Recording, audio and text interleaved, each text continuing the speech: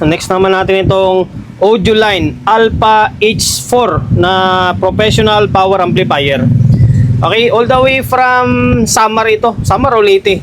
Ito guys, may kwento ko sa inyo. Na-repair ko na ito last 2 years. Oo, last 2 years. So may 2 years na.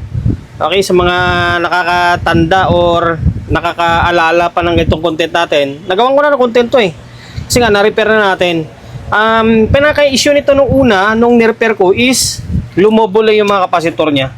Yan, lumobolo yung kapasitor. Kaya mapapansin nyo, yung may nakadikit siya. Pinapalitan natin to, yung kapasitor nito. Ngayon, ang nangyari ay doon, inuwi na sa may probinsya. Ang problema, siguro nagkaroon ng error o nagka-problema na tingin ko wala naman problema yung power amplifier stage niya eh. Ang pinaka-problema is doon sa may buffer. Siguro ayaw gumana lang o ano man. Ngayon, kinarikot. Hanggang sa hindi na kinaya, hindi na naibalik na maayos. Kaya ito nga, nung binuksan ko yung takip, tapos dito nila nilagay yung mga parts doon nandito. Yan, nakalagay dito, tinali nila dito. Ang sabi ni Bossing, yung may-ari nito ay dito daw yung pyesa in order nila. Yan sa may buffer, wala na yung IC dyan mapapansin nyo.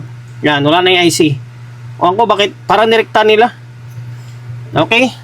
Ngayon, ito yung poproblemahin natin or ito yung mission natin for today's video. Sana magawa natin By the way, shoutout and then maraming salamat sa may-ari nito na pinagkatiwalaan tayo na gawin yung unit nila. Bali, avid customer na natin to. Ngayon, ito naka-plug tayo sa may bulb Yan, may naka-plug sa may bulb. Pansinin nyo or obserbahan nyo. Yung amplifier stage niya, normal siya Wala siyang protect, walang clip or ano man. Nagte-trigger din naman yung relay. Okay? Ibig sabihin, maring good yung amplifier stage niya.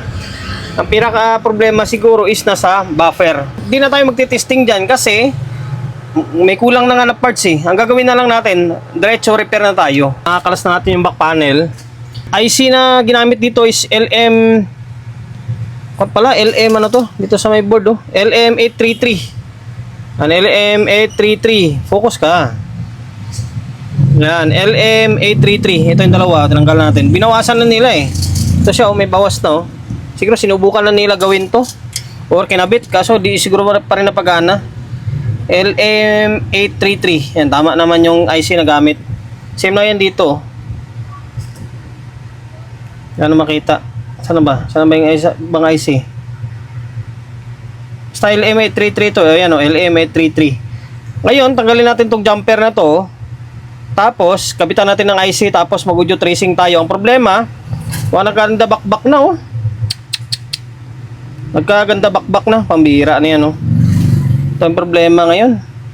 Okay, try natin yung best natin dito. May balik natin to. Ito yung problema ngayon Talagang natuklap na or nabakbak na yung mga paginangan Tinanggal ko yung yung input kasi nakaharang doon, hindi natin maplaslightan. Hindi natin masundan yung linya. Kung saan papunta yung mga linya na yan. Ito guys, may bibigay ko na payo sa mga kapwa natin technician. Kung medyo baguhan kayo o kung di nyo naman kabisado yung isang unit, huwag nyo nang pangasan. Okay, pwede naman siguro pangasan kung pang sarili nyo. Pero kung sa iba, huwag na kasi masisira yung pangalan nyo. Diba? Pero nito, nagkaganda putol na yung linya di mo na alam kung saan papunta yung linya buti kung may kopyahan pa tayo nito. Yan, kailangan nyo ng flashlight ito, cellphone natin na isa. Yan ang pangsilip natin sa ilalim kung saan napunta yung linya sana. Ay nako. Kaya siguro to na hindi nila magawa kasi nung tinanggal, natuklap, hindi na may balik. Kaya siguro sinabi nila sa may-ari na wala, hindi na kaya yan. Pagawa mo lang sa iba. Ay nako. Kailangan ingatan ito kasi once na matuklap yan or maputol, mahirapan ka na magkuhan. Buti kung ikaw yung nagkalas kasi matatandaan mo kung saan pupunta. Kung hindi, ay nako. Okay? Sige, gagawa ko ng paraan to. Nako na natin Nahinang na natin, sana tama to. Kung medyo nahirapan kayo, na medyo malabo-labo na yung mata nyo, pwede kayong gumamit ng kamera. Pansinin yung kamera ko Diba? Kitang-kita siya Itong isa Yan, itong isa kitang-kita kahit itong isa ko, kitang-kita yan Ayan. Tapos, ito, kwanto, mumurahin lang ng cellphone to, yung Vivo. Dati mahal din to, ngayon mura na kasi out, ako na yan eh. Peace out na. Ngayon itong iPhone natin, ito siya oh. Yan, kapag naka super zoom siya, kitang kita, sana yan ang linya. Kasi itong isa na to, yung sa kapasitor, hindi ko lang alam kung tama yan na papunta sa dyan. Tapos itong naiwan, papunta rito. Tapos yung pangatlo, yung may linya niyan. Tapos yung pang-apat, papunta yata yan dyan. Sana tama. Dito sa taas naman, okay to eh. Wala na pigtas dito eh. Ito yung problema ko. Mas malala pa dito sa isa. Ito. Bahala na. Ngayon, ang gagawin natin, pa isa-isa muna tayo testing. Ito muna yung iti-testing na, or anong channel to? Channel 2 sa baba. Ito muna patinuin natin. Saka natin balikan yung sa may ilalim. Ay, sa may channel 1. Okay? Focus muna tayo sa isang channel lang. Hindi ko kanina napagana. May mali pala ako. Ito to. May mali. Ito yung mali ko.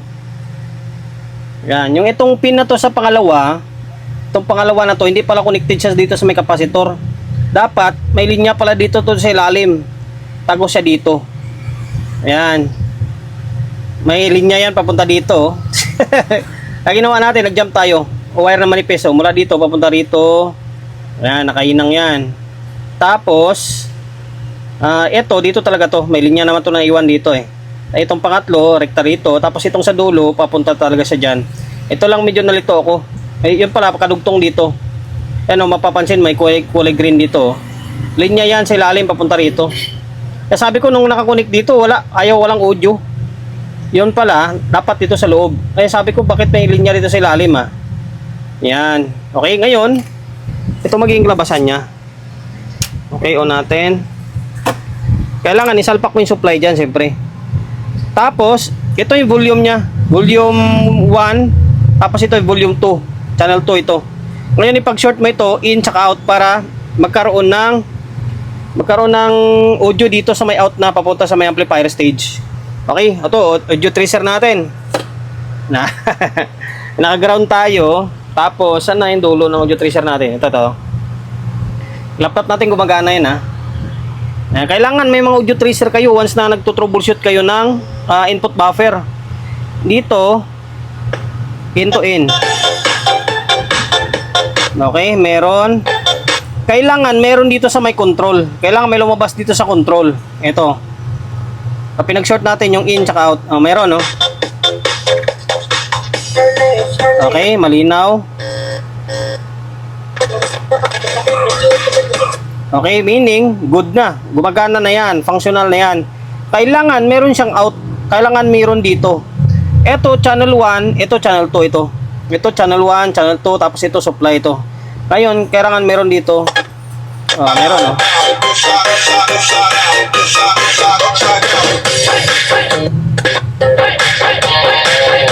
Okay, working na. Yung channel 1. Ay, channel 2. Channel 2 pala yan sa ilalim eh. Ngayon, ito yung no problema ko. Yan, tuklap na tuklap oh. Sige try ko yung base ko kailangan ma-repair natin to, pati itong isa, siyempre. Wala naman ito lang papaganahin natin, ito hindi. Okay, balikan ko kayo kapag napatino ko na ulit. Day 2 sa pagre-repair natin dito. Hindi ko siya totally makuha eh. Hirapan ako makuha itong sira dito. Mahina na hindi ko maintindihan. Yung channel 1. Ngayon, mayroon akong board na ito, mga pinagpapalitan ko rin to. Kaso minsan, di ba, pre. Okay, bali, hindi ko siya madali kasi nga, nahirapan ako kung ano yung mga pinagkukut-kut nilang linya dito. Ngayon, ang meron akong board, ito yung board na to, yung mga pinampalitan ko rin dati. Tapos, kapag wala akong ginagawa gaano sa bahay, nire-repair ko siya. Okay? Para pang-reserba. Okay, ito pa nga yung isa Ito mas malala to.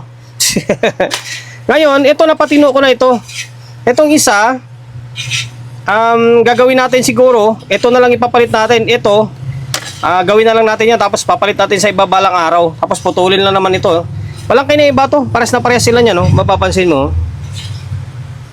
Diba? 1, 2, 3, 4, 5, 6.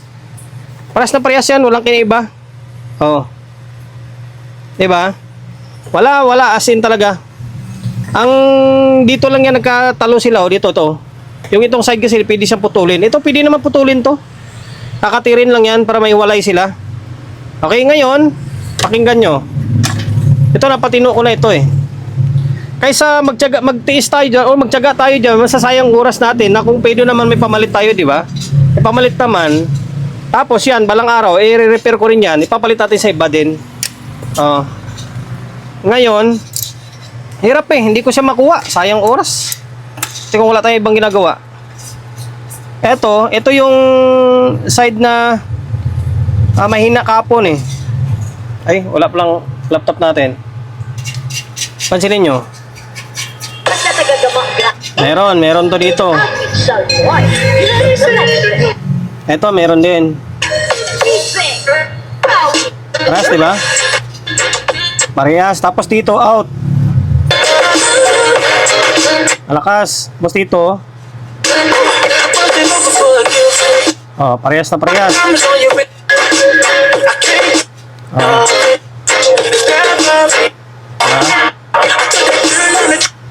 Ito kasi minsan ang problema sa SMD.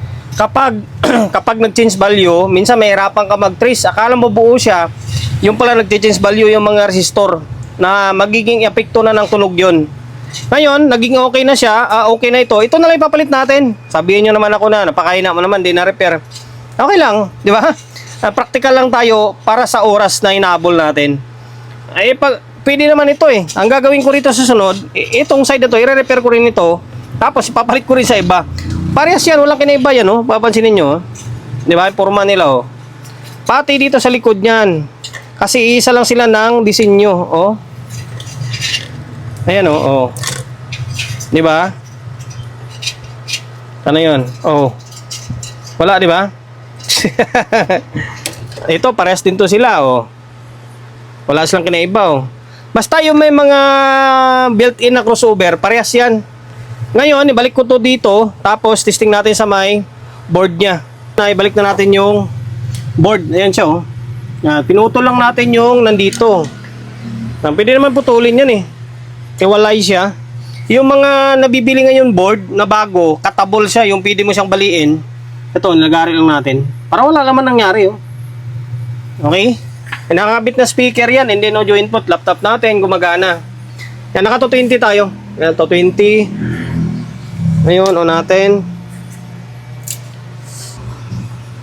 Okay, normal na siya. Channel 1. Channel 2.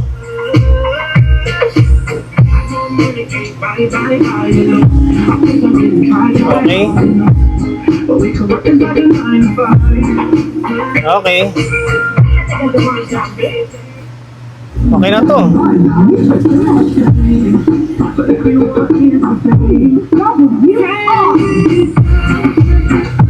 Okay, makapirate pa tayo. Okay, hanggang dito na lang. Pasensya na ito. Ang gagawin ko rito, i-repair ko rin to. Tapos gagamitin ko rin sa ibang mga board, sa ibang mga unit. Ganun lang kaysa magsayang ng oras, di ba? Okay, hanggang dito na lang. Kulang na lang dito is kunting linis pa. And then, dahil umabot ka sa part ng video natin na ito, hindi ka pa rin nakapag-subscribe, pakisubscribe ng YouTube channel natin. Pindutin mo yung bell button sa gilid, select mo yung all. Yan, kapag napindot mo na yan, notified ka kapag meron tayong bagong upload na video. Nag-upload tayo ng video isang beses, 2 beses kada araw. Okay? God bless and then peace natin lahat.